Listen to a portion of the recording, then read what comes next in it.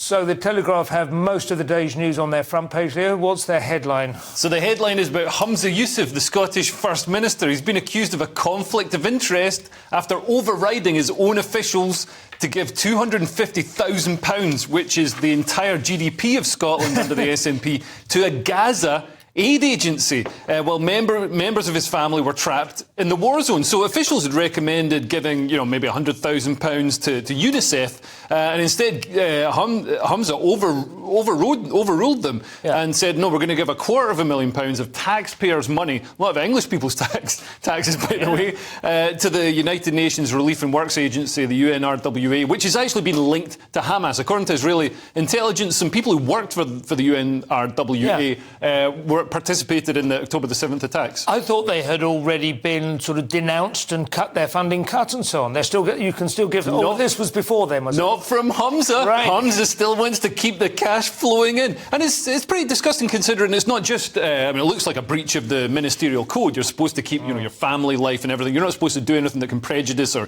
improve your family life. But also, the life expectancy is actually lower in Glasgow than it is in Gaza for men. So in Gaza they should be having a whip round to try and improve life expectancy in Glasgow. They should drop a couple of balls of buckfast off in Gaza. That would equal the fight out, probably, wouldn't it? What do you reckon? Well, look, I'm not saying he did it. He denies the donation was in any way connected to the release of his family. I am saying if he did, it'd be the most sympathetic thing about him, that he actually wanted to help his family. It's the only thing I can actually empathise with slightly with Yousaf. I get what you're saying. The SNP never have scandals. I want to just state that. He is cropping up again, I think, later in the story, so let's leave a little bit of icing on that cake. Do you want to mention Meghan? I do find this interesting. She is saying that most of the meanness online is between women. Yeah, so Meghan's... Which is the kind of first thing she said for a while that makes some sense, and I think is a valid... First time I've ever agreed with her. Yeah. Well, yeah, she's spoken at some conference for posh women who don't have to do anything,